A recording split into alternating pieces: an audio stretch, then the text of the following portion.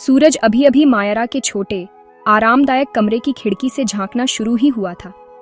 उसकी हल्की किरणें उसकी दीवार पर सुनहरी धारियां बना रही थीं, जिससे वह एक शांतिपूर्ण नींद से जाग उठी। उसने अपने हाथ ऊपर फैलाए और मुस्कुराई। ऐसा लग रहा था कि यह एक सचमुच अद्भुत दिन की शुरुआत है। नीचे रसोई से एक प्यारी खुशबू आ रही थी, एक ऐसी खुशबू जिसे वह बहुत अच्छे से जानती थी। ये गर्मा गर्म फूली हुई पूरियों और मसालेदार आलू की सब्जी की स्वादिष्ट खुशबू थी। यह उसका दुनिया में सबसे पसंदीदा नाश्ता था और उसकी माँ इसे केवल बहुत खास मौक़ों पर ही बनाती थी। मायरा बिस्तर से कूद पड़ी। उसका दिल एक साधारण शुद्ध खुशी से भर गया था। उसने जल्दी से अपना चेहरा धोया और सीढ़ियों से नीचे भागी। उसके पायल की हल्की छन छन की आवाज़ हर कदम पर आ रही थी। रसोई में उसकी माँ चूल्हे के पास खड़ी थी। उनका चेहरा प्यार से दमक रहा था। मेरी प्यारी मायरा, तुम जाग गई, उसकी माँ ने कहा। उनकी आवाज़ सुबह के सूरज जितनी गर्म थी। मैंने आज तुम्हारा पसंदीदा नाश्ता बनाया है। आओ, बैठो और खाओ, जब तक पूरियाँ अभी भी गर्म और फूली हुई हैं। मायरा ने अपनी माँ को गले लगाया। उनकी बाहों में सुरक्षित और लाड़ प्यार महसूस कर रही थी। वह छोटी सी धूप से भरी रसोई में दुनिया एकदम सही लग रही थी, जो घर की आरामदायक आवाज़ों और खुशबुओं से भरी थी। मायरा डाइनिंग टेबल पर बैठी उत्सुकता से देख रही थी, जैसे उसकी माँ ने उसके सामने स्वादिष्ट भोजन से भरी एक प्लेट रखी। उसके पिता पहले से ही वहाँ थे, एक विचारशील अभिव्यक्ति के साथ अखबार पढ़ रहे थे। खाना खाते हुए वह अपनी माँ के साथ साधारण बातों पर खुशी खुशी बात करती रही, जैसे उनके बगीचे में खिले फूल और पिछली रात उसे आया अजीब सपना। उसकी हंसी से कमरा भर गया, एक मधुर धुन जिसने उसके माता पिता को मुस्कुरा दिया। यह एक आदर्श पारिवारिक पल था, खुशी और संतोष से भरा एक छोटा सा समय, जिसे मायरा ने सोचा था कि यह हमेशा रहेगा। जैसे ही उसने अपनी पूरी का आखिरी निवाला खत्म किया, उसके पिता ने अपना अखबार मोड़ा और उसे मेज पर करीने से रख दिया। उन्होंने मायरा को एक गंभीर लेकिन दयालु अभिव्यक्ति के साथ देखा। मायरा, मेरी प्यारी बेटी, उन्होंने धीरे से अपनी आवाज़ में कहा। नाश्ता ख़त्म करने के बाद मुझे तुमसे एक बहुत ज़रूरी बात करनी है। यह तुम्हारे भविष्य के बारे में है। मायरा को अपने पेट में थोड़ी सी घबराहट महसूस हुई। उनकी आवाज़ आज अलग थी। ये रोज़मर्रा की बातचीत के लिए नहीं थी। यह एक ऐसी आवाज़ थी जो बड़े बदलावों और फैसलों की बात कर रही थी, जो अब होने वाले थे। नाश्ते के बाद मायरा अपने पिता के साथ लिविंग रूम में बैठी। सुबह की खुशी अब घबराहट भरी उम्मीद के एहसास से मिल गई थी। उसके पिता ने धीरे से बात की, ये बताते हुए कि एक बहुत अच्छे परिवार ने उसके लिए शादी का प्रस्ताव भेजा है। उन्होंने कहा कि लड़का दयालु, पढ़ा लिखा है और उसकी बहुत अच्छी देखभाल करेगा। ये सब इतनी जल्दी हुआ जैसे किसी किताब की कहानी हो। इससे पहले कि मायरा पूरी तरह समझ पाती कि क्या हो रहा है, उसकी शादी तय हो गई। उसके माता पिता ने उसे आश्वस्त किया कि यह उसके लिए सबसे अच्छा फैसला है, एक खुशहाल और सुरक्षित जीवन का रास्ता है। उसने उन पर विश्वास किया, जैसा कि उसने हमेशा किया था, और सहमति में सिर हिलाया। शादी की तैयारियां तुरंत शुरू हो गईं, जिससे शांत घर हलचल से भर गया। रिश्तेदार आने लगे। घर को गेंदे के फूलों और चमकीली रोशनी से सजाया गया और हवा संगीत और उत्सव की आवाज़ों से भर गई। मायरा को ऐसा लगा जैसे वह किसी और के जीवन के बारे में एक फिल्म देख रही है। यह सब इतना अचानक और भारी था। शादी के दिन उसे उसके ससुराल वालों ने एक खूबसूरत नया नाम दिया। उस दिन से उसे एहसास के नाम से जाना जाएगा। यह एक ऐसा नाम था जिसका अर्थ भावना या अनुभूति था, एक ऐसा नाम जो जल्द ही उसके जीवन के लिए बहुत गहरा अर्थ रखेगा। एहसास के रूप में उसने एक नए घर में एक नए परिवार के साथ अपना नया जीवन शुरू किया। उसका पति उतना ही दयालु था जितना उसके पिता ने वादा किया था, और उसका नया परिवार स्वागत करने वाला था।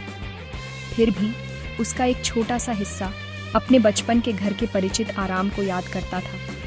वह अक्सर अपनी माँ को फ़ोन करती थी और उनकी लंबी बातचीत उसे अपने पुराने जीवन से जुड़ाव महसूस कराती थी। उसकी माँ हमेशा कॉल को यह कहकर समाप्त करती थी, खुश रहो, मेरी प्यारी एहसास, तुम्हारी खुशी ही सबसे मायने रखती है।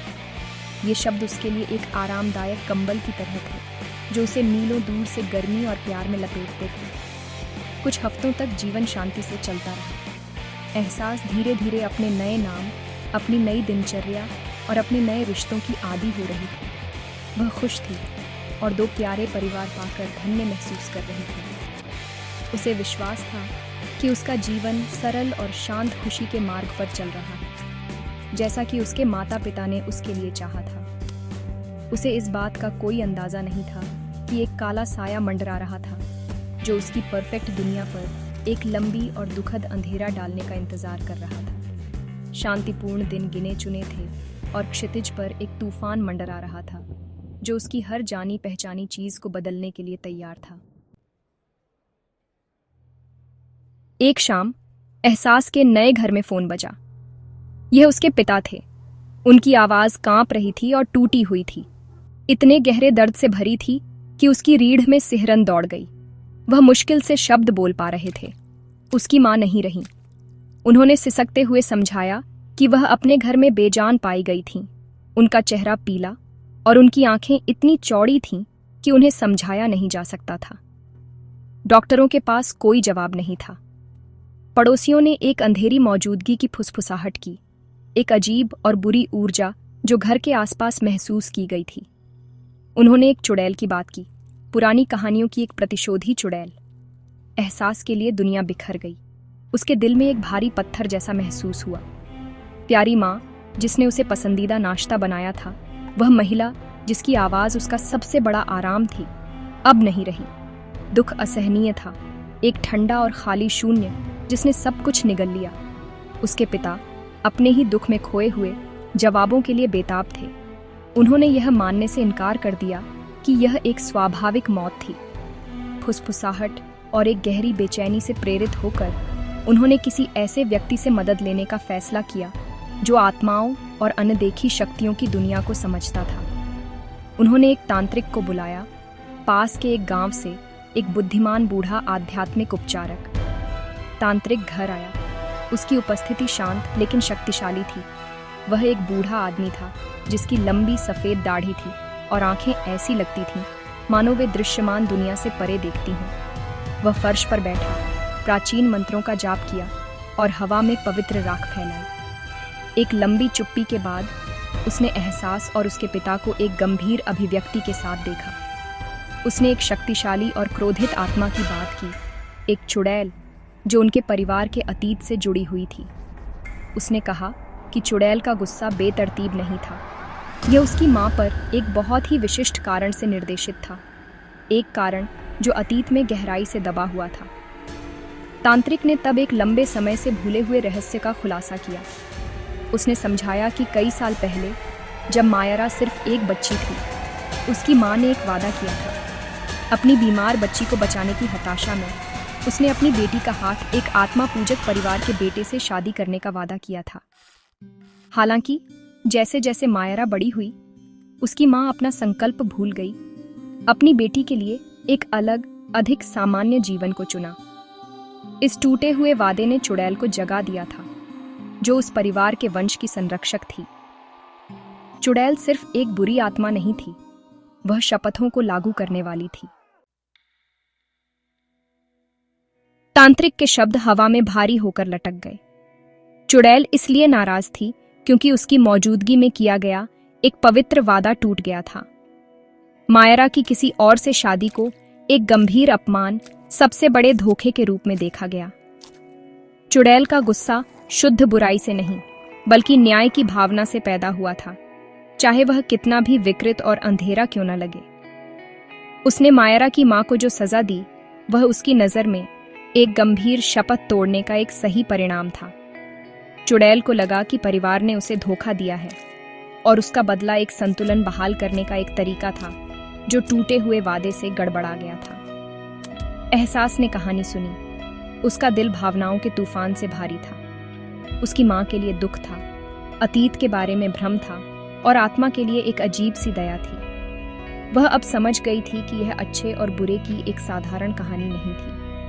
यह एक मां के प्यार, एक भूले हुए वादे और एक आत्मा के अथक कर्तव्य की भावना से जन्मी एक त्रासदी थी।